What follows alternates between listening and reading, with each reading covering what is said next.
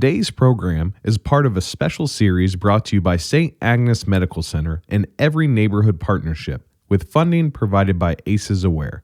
Together, we are working to raise awareness about the effects of adverse childhood experiences in hopes of building a healthier community and a brighter future for our children. Dr. B explains the importance of acknowledging our stressors of the past in order to thrive in the present. Plus, she shares practical tips for coping through challenging times and building greater resiliency so you and your family can enjoy healthier and more fulfilling life. Hi, you're listening to Delusional Optimism with Dr. B, where we explore human resiliency and learn how people thrive even after adversity. We break down the complexities of the human brain so concepts are simple and relatable. It's fun and empowering to understand how your earliest experiences influence your relationships today. What makes you tick? Dr. B is a speaker, trainer, and consultant who understands emotions and human development from the inside out. Let's dive into today's episode. Here's Dr. B. Hi everyone, it's Dr. B, and in today's episode of Delusional Optimism, we're going to be talking about tweens and teens. What's that? Oh, about the age range of 11 to maybe 15, 16 years old. If you're interested in furthering this conversation, please email me at contact@drbconnections.com. Or if you want to book a training, then check out my website at www.drbconnections.com. And there's some new specials on there, so check it out. All right, let's get started.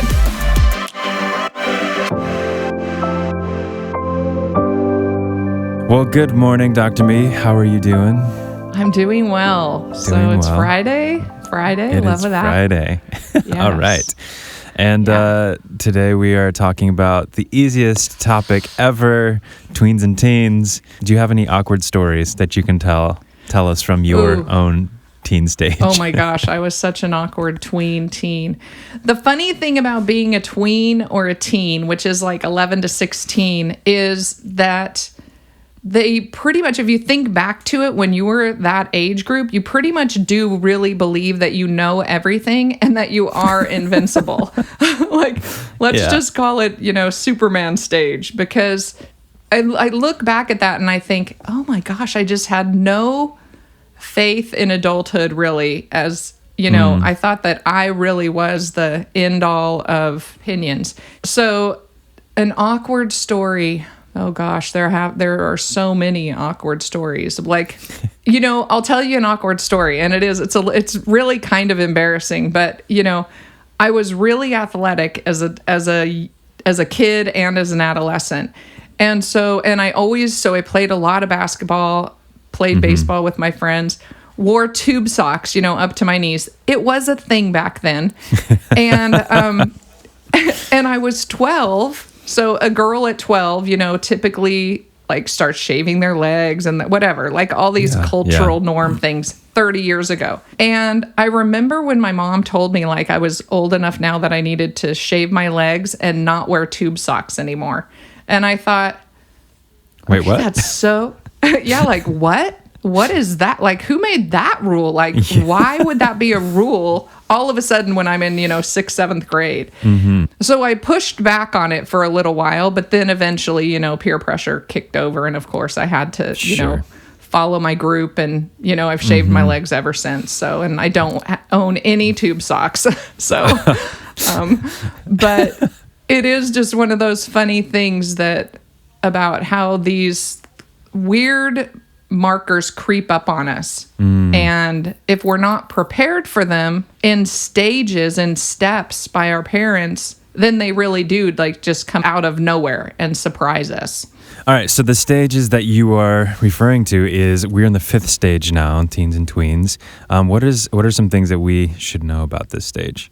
Well, right off the top, and I think this doesn't get explained to anybody because we really don't do a great job of explaining development to parents and people. We should understand our own developmental process, and I call that baby mapping, and we should probably talk about that sometime, but it's a bigger conversation than today. But baby mapping is really mapping your babyhood through adulthood and looking at those resilient points. But we don't talk about our own development and how we're similar to other people and then different in our own individual way across our lifespan. So everybody thinks they're doing this thing called life on their own, and in reality, there are some very strong parallels. So one of the things about this stage, tweens and teens, is that it's a repeat. Development repeats itself. And this is one of the most powerful repeats because tweens and teens are actually repeating the important milestones of toddlerhood. You did round one in toddlerhood as, 18 months to 36 months old. No, me, mine, everything's about me. Well, guess what you're in for now? A walking, talking, bigger version of that, and really not much more capacity to rationalize around wants and needs. That's interesting. Okay. Isn't it terrifying? It's interesting and fun, but it is, when you put it in perspective and look at our response to teenagers, we tend to treat them much more like adults than, I hate to say it like this, than big babies. But in reality, what they need from us is that loving big baby kindness, understanding with a lot of boundaries and discipline in the sense of teaching. This is an opportunity for really teaching them how to exist in the adult world. What are some specific areas that should be or could be addressed in this age group? Okay, so the big obvious ones are, sex, drugs, and rock and roll.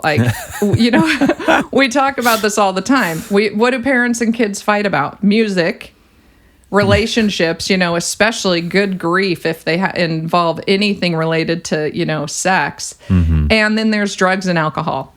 And so we know that trauma plays into the higher the adverse childhood experiences, the correlation is directly related to the overuse or misuse of alcohol and drugs or other out of bounds behavior. So whether that's sexual promiscuity or running away or being involved in petty crime or even bigger crime. So we have to balance out the norm or the typical the typical I don't want to be like you behavior because you're my parent with, okay, what's the result really of trauma and adversity?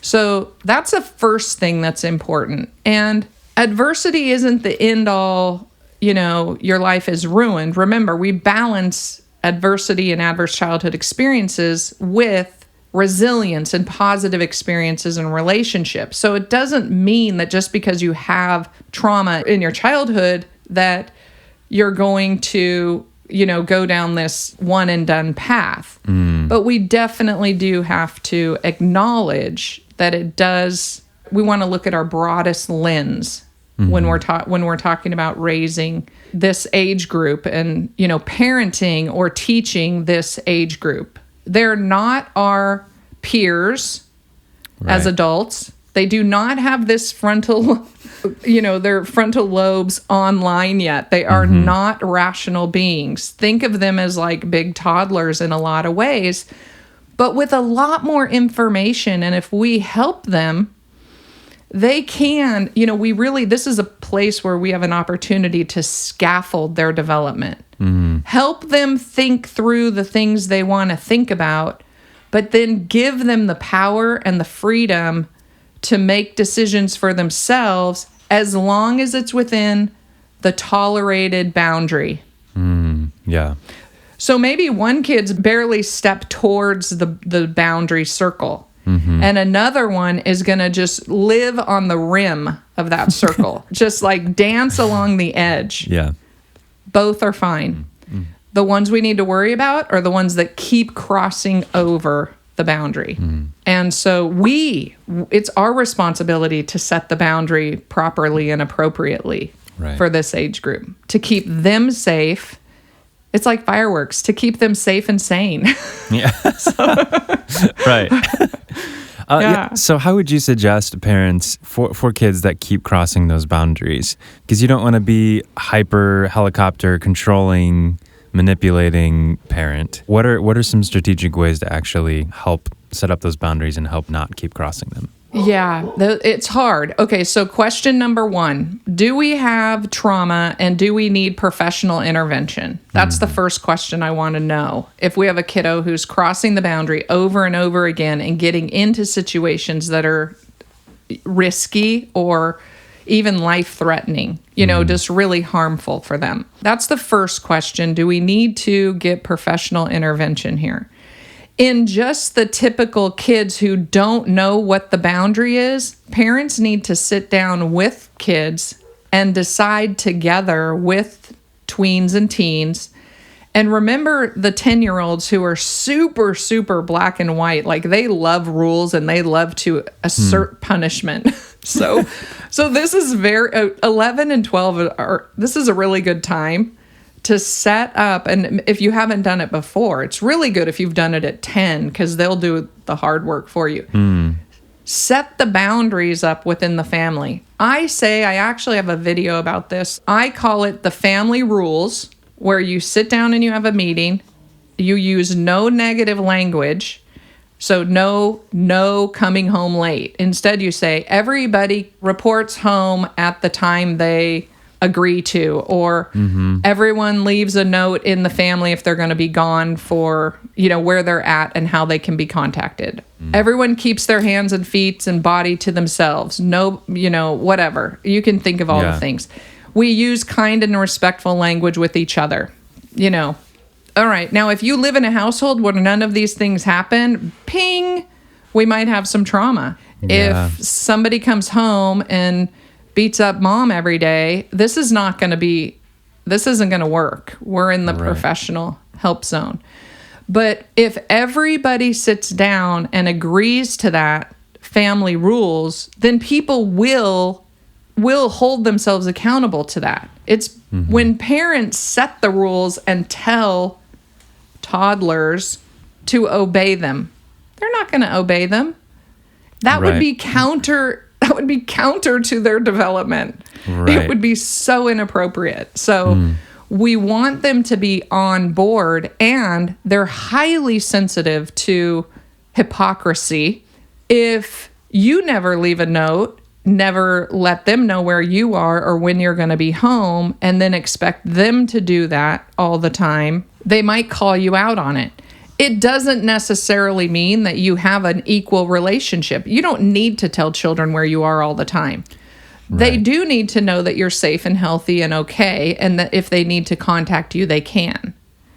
So, balancing out our adulthood with our emerging young adults.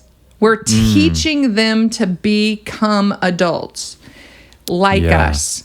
So what does that look like? I'm still here, and I'm allowed to have a beer if I want to.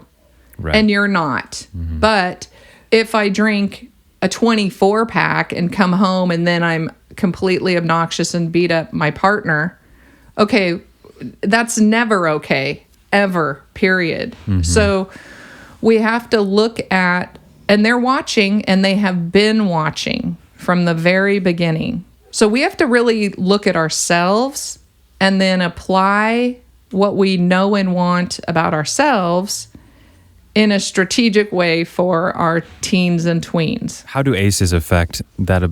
It's not necessarily an ability to follow rules as much as the willingness or the what's the word I'm looking for? Competency to follow rules? I mean, there is a competency to following rules. Because think about it, that we have the rational ability to decide and, sort of which rules we're going to follow or which rules we're not going to follow. If somebody makes a rule that we recognize in our logical, rational brain is an inhumane rule, and we decide not to follow it, well, young people don't have that part of their brain online, and certainly not online long enough to be able to rationalize not following the rule. We talked about this a little bit in a previous episode around the COVID vaccine, that there's these rules about how to follow the, order of vaccine, but we also know that vaccines are getting wasted if people don't just jump into the line. We're not pushing people out of line. We're just putting people in line so those vaccines don't get wasted. And I have heard more adults in literally my age bracket, so the 40, 50, 60 age bracket, even really across all age brackets. I've heard more people say, well, I really feel guilty like going out of turn. And I'm thinking, okay, you do not need to feel guilty about going out of turn, because the rules are just set because we need a structure right now. But we've never done this before. So sometimes you have to mediate and moderate the rules. Right. Teens and tweens and toddlers, they cannot do that very well at all. Right. And a lot of adults can't. A lot of adults can't because they didn't get there. And so, but in an ideal world around trauma and resilience, we want to give adolescents the opportunity to get the most bang for their buck with their resilience by providing them opportunities to make decisions for themselves in a safe and healthy parameter. And that's always true for all children. The circles just get bigger as kids get older, and then we let them out of the circle and say, fly, baby bird.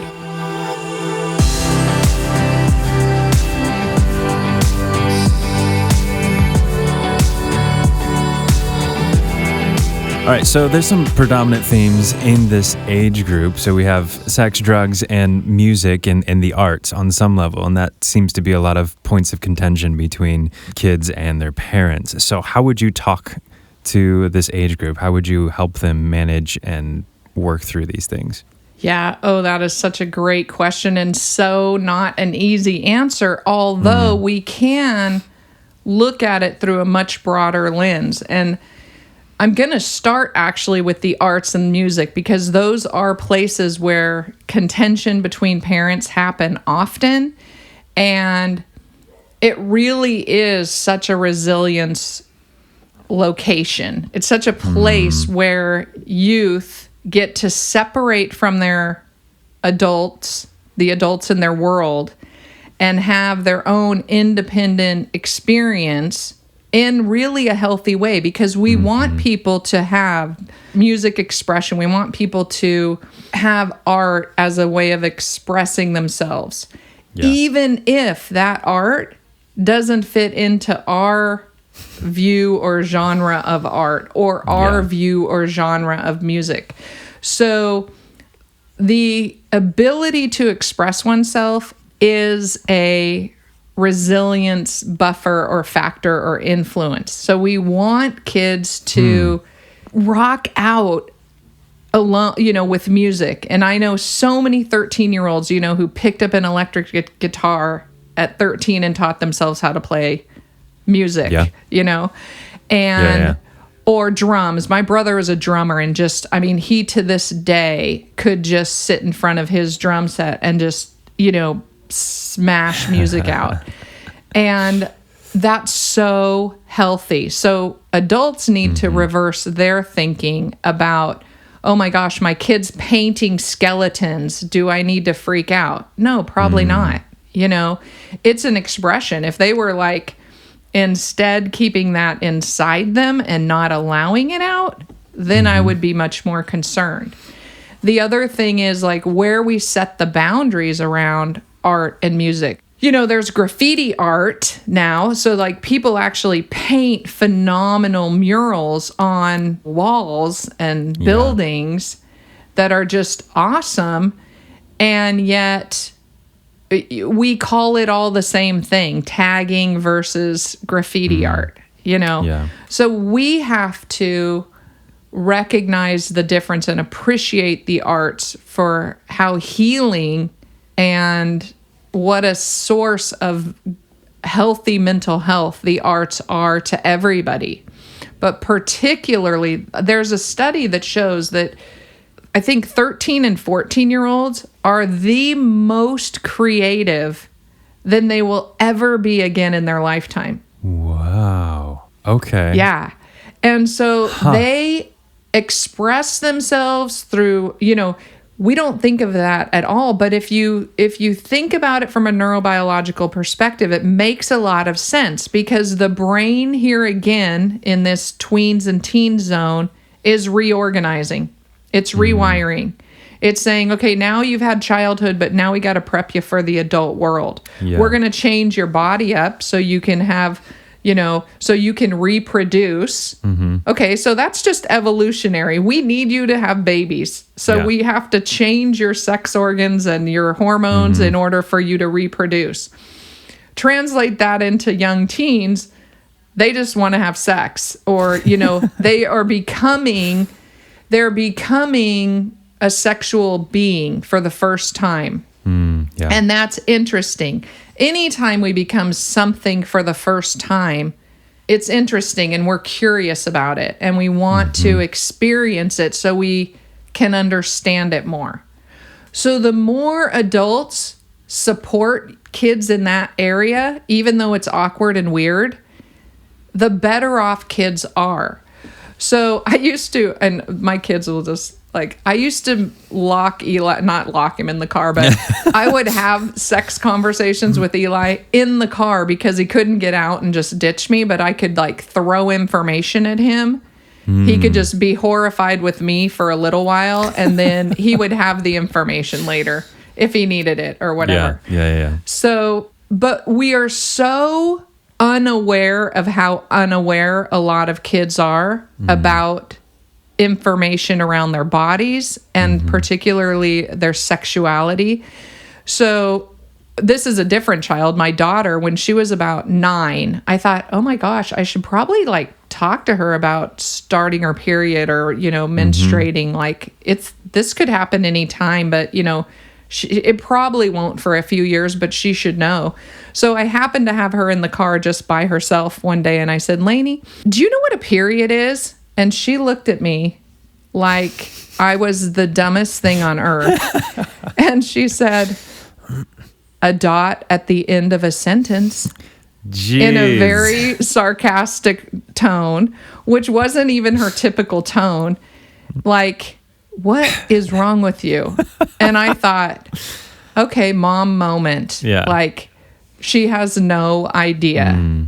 And we're the only girls in the house. So she just I needed to start to unpack that story for her. And interesting, I'll add on to this a personal point. So my mom never talked to me about starting, your period. She did give me a book about questions Dear Abby answered for people, but it didn't how would you ever know that this was coming down the pike? So I happened to have a best friend who had 4 sisters, there were 4 girls in their family, sisters. I don't know how I knew, but when I started my period, I was I wasn't scared, but I just was puzzled at what I was supposed to do. Yeah. So I didn't run out and tell my mom. I called Christina and I said, okay, I'm super confused about what do you do now? This is what adolescents do. They don't go to their parents because this is weird to talk to your parents about. They go to their friends. Now, I happen to have a friend who had a lot of information with a lot of siblings. And so I got accurate information to some degree in that sense. But kids get information from other kids and it can be really bad. So that same friend believed that if you swallowed a watermelon seed, that you got pregnant. Oh, dear. Yeah. So here she is giving me, menstruation, sanitation advice. And here she's telling me if you swallow a watermelon seed and crying that she's going to have a baby and she's 12. And I'm thinking, what is wrong with you? You're not having a baby. Yeah, that's not a thing.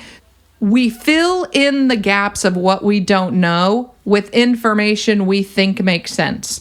You can leave that to chance, or you can just fill in the gaps for them. And I suggest be a gap filler with accurate information that's helpful in manageable doses, accessible. And then as they get older, they will begin to fill those gaps in and have open conversations with you or with others who are informed, rather than getting the information from their friends, because their friends don't know. They just make shit up. Yeah. Because that's how it works. Like, oh, that kind of makes sense. Like you bury a watermelon seed. Oh, if you put it in, you get a plant. Yeah. So in the realm of, I'm sure there's some parents out there asking, like, why doesn't my kid come talk to me about this? And I think there's that parent, and then there's also the more like ignorance is bliss parent. And then there's probably the other side of just like almost sharing way too much and being way too open about everything all at once. So how do you determine how to enter into those conversations in a respectful way that's drawing appropriate boundaries and just giving the information that is needed at the time? Yes, that's great. So as we shift and talk about like building resilience and buffers into our children's lives, so you're absolutely right. There's the, don't ask, don't tell parents. So they don't say anything unless you ask. Well, kids are never going to ask because you don't know to ask about something that you don't know about. Right. Like, I don't know anything about molecules in space, so I have no interest or, I'm never going to ask somebody about that. Like, not necessary. So... But if something comes up that I'm curious about, I'm much more likely to ask a friend than a parent, or to just listen and learn from, the environment. Yeah. Then there's the parents who are just like, nobody ever talked to me about it, so I don't even know what to say to my kids about it. That was kind of the me at first, because I thought, oh my gosh, nobody ever talked to me about this, so I really need to be on it. But then I just waited and I didn't get on it. And I remember feeling very awkward and uncomfortable about how those conversations would unfold until I started having them. And then I just decided that this isn't supposed to be like our favorite conversation together. Sure.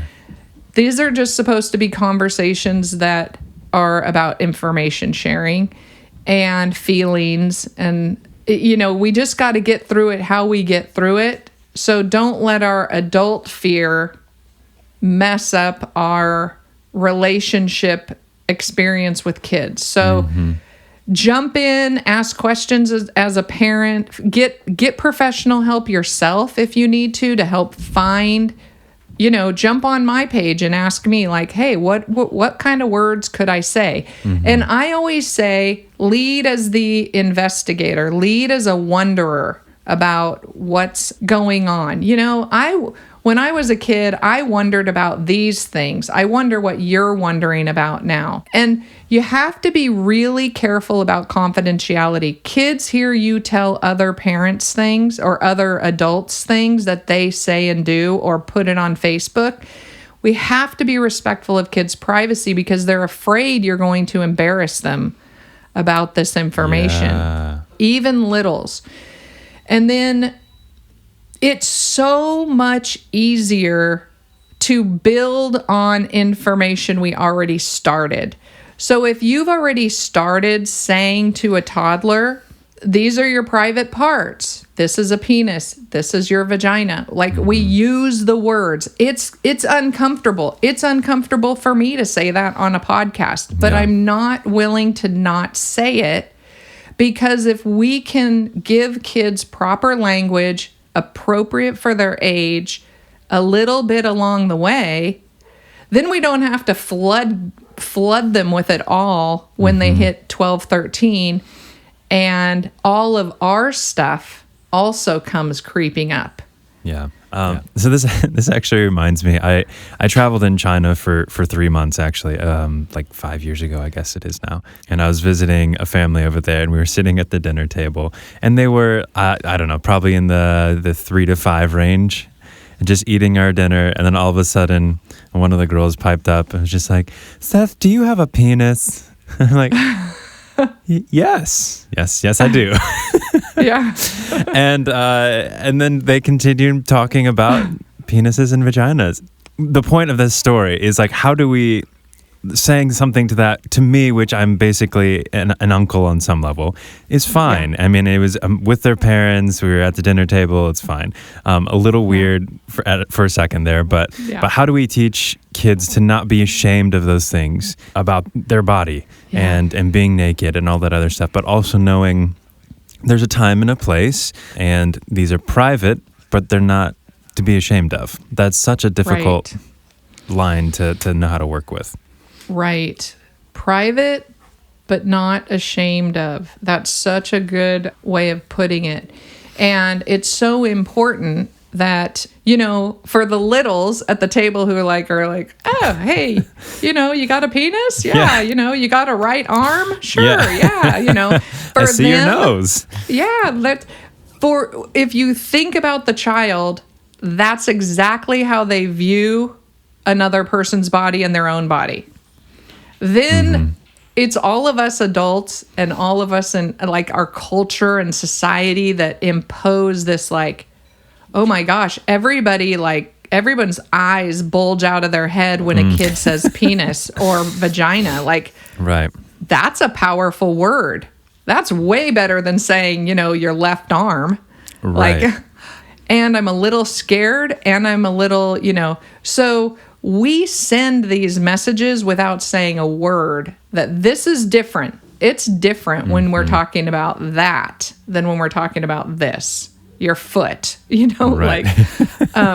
So it's okay. That conversation right there is appropriate to have with kids. Hey, when people talk about their private parts, the reason they're called private parts are because we only have those conversations with people that we have a relationship with and that we are safe with and that it's appropriate with. And then we talk about other things. So there we have this conversation about what's private and what's public. And shame, Brene Brown's entire career in research and life is built off of shame. So we're not going to clean house on shame in this podcast. I wish we could, but I'm going to leave that to Brene. But we do send these messages about, and they come from so many different cultural angles in terms of religion and just different cultural groups in terms of how people view gender and sex and sexuality and sexual orientation and gender identity and all of these things that influence our ability to be comfortable with our own bodies. So that's the first thing, is getting comfortable with our own body and then trying to teach really our children to be comfortable with their bodies within the boundary of understanding privacy, appropriateness, managing shame. So when you say, I think you said that there was a 3 and a 5-year-old at the table okay. So 3 and 5-year-olds have absolutely no filter. If it runs across their brain, they're going to blurt it out. Yeah. I think we talked about that in whichever one that was. And my oldest son, Joe, we called him Nakey Boy because at 4, he literally would be all set, go in the bathroom, get naked to take a bath, and then guess who would become the streaker across the living room? No matter who was there, nobody or a house full of people. Yeah. The Nakey Boy. He just, he thought that was so funny. And why did he think it was funny? Because it got a reaction, right? If he just ran through the room with all his clothes on, nobody would have been like, oh my gosh, he's, this little naked boy running around. So does that mean we just let it go? No. We know now when we say, okay, this is not appropriate for everybody's viewing. It's just appropriate for this small circle of people. These are the people that you can, talk to about this and reveal your whole body to. We talk about that to some degree, but then in terms of sort of halting that, I don't know that. I think the conversation with the two little girls with you was super appropriate and normal. Like, and I hate using the word, let's say super appropriate, very typical age development, like nothing outside the box there. Would hate for them to be punished or scolded or shamed about that conversation, because that's where we decide. Are we going to be open or are we going to be shamed? Yeah. And that's where it comes from. Yeah. So we have to have a fine line, and we probably should use the word, I don't want you to feel ashamed of your body. I just want to make sure that you share your body, because it's your only body, with people that you choose to share it with, who will love it and value it the way I do and the way you do. Yeah. See how different that is? That's such a really great way of putting that. Yeah. Because that leads into, like, I cherish my children and their bodies, and I want them protected. Someday they will be in relationships with partners who my hope is will cherish and love their bodies totally differently than I do as a parent, but in a respectful, loving way that allows them to be their whole selves, and for their partners to be their whole selves. I want them to do the same thing. Right. So starting that conversation early about cherishing and loving your body and sharing it only with people who can love and cherish it as well in an appropriate way, and being really clear about what that is, then that's really how we start down the path. And so many people's bodies have been exploited early on. I do think that we have to have conversations with children about inappropriate touching of genitals and inappropriate requests, that anything that makes your body tell you don't like it or feel uncomfortable is fair game for conversation with parents, and they need to bring it up often. Yeah. Because children don't know, like we tell them all the time, listen to adults. Right. So if adult tells you, like, hey, you should do this, then they're going to do it and be confused. Most molestation, sexual assault happens within social groups or family. It's not a random scary person out on the street that you have never met before. It's somebody that you probably love and care about and see often and don't want to get in trouble. Yeah. As hard as that is. If I'm understanding you correctly, it sounds like as kids get into these teenage years, starting way before that, to have positive conversations, not just don't do this, don't do this, don't do this, not just don't show this to this person. It's like more of the positive, affirming their actions rather than just negating or saying you're wrong in how you did that. And hopefully, eventually, that will lead into a better relationship with their body and how they relate to others in their bodies in teenage years, correct? Yeah, and in adult years. Yeah, for sure. And recognizing that, in toddlerhood, it's really typical for children to fiddle with their newfound parts. They're like, whoa, this is so interesting, and that's okay. So we don't want to say, don't touch your penis in the bathtub. Like, whatever, touch it. It's fine. Like, it's just not, it's like an attached toy. Yeah. So, that you never lose. So it can be your favorite part. And, if kids have siblings that are different genders, then they get to see different, they get to recognize the difference sooner. But kids who don't have siblings of different genders, often are like, whoa, that's weird. So now we want to maybe introduce a book or, have some different kinds of conversations, because they just think everybody's the same. And then when kids become 4 to 5 and want to, run around the house naked, Then we have that conversation about sharing your body and those who you share it with, who this is okay for. And then we have to monitor that. We can't really expect them to handle that themselves. So if you have a house full of people, maybe you're in there with them while they take a bath at that time, and know that they will grow out of it.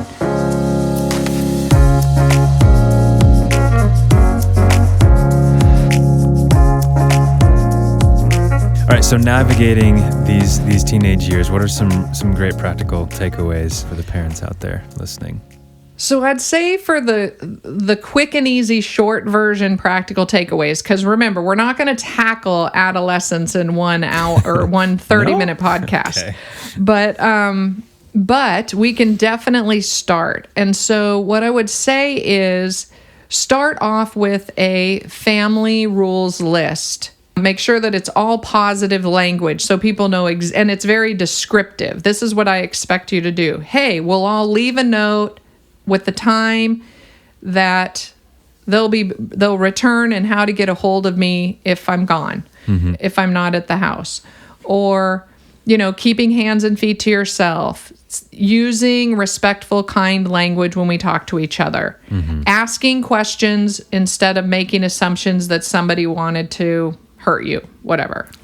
Make a list that's appropriate, culturally consistent with your family and your beliefs and your religion and all of those things, but make a list that everybody can get on board with together. And so that's the first thing, because now we're having a common language.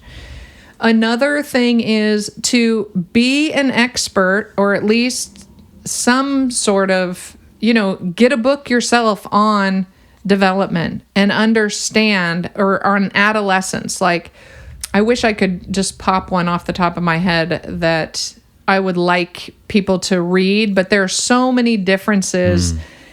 But in the way cultures experience adolescence in terms of rituals around aging into adolescence. There's a lot. Think about quinceañeras, and then there's circumcision rituals in Africa. My friend who had at 15 boys are circumcised within their community. Moms are not allowed to be there, and they are taken away for 30 days to heal with their fathers and the men in the group.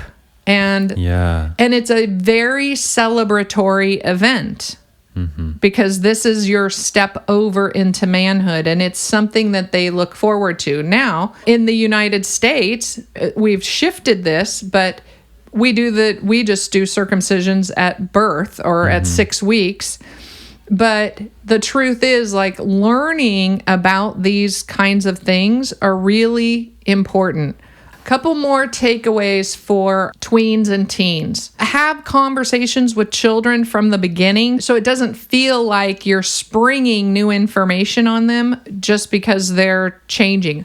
There's so many things that get sprung on tweens and teens, physically, hormonally, and in their peer and social environments. They don't need their parents to be the springers of new information either. They need their parents to be the consistent stability, consistent predictability that they've always had. That feels so much better to have somebody who does that. Yeah. And recognize that it's a celebration if your children kind of think you're off your rails in adolescence, because just like toddlers do, this is their opportunity to step away and to be their own person, to experience autonomy.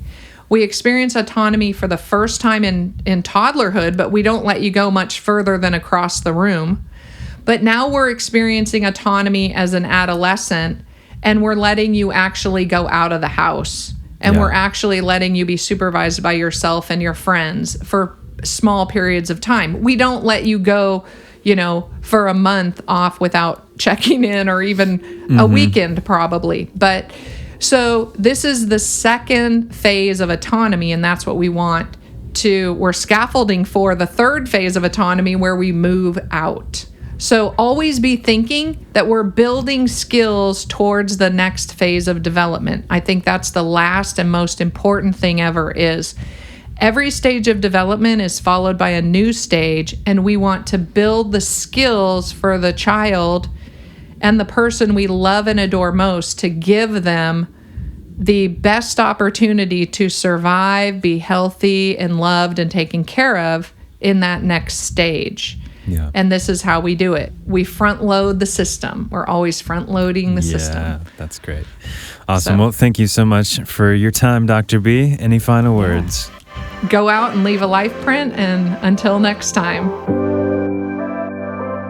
Thanks so much for listening to today's episode. I appreciate the opportunity to connect with you.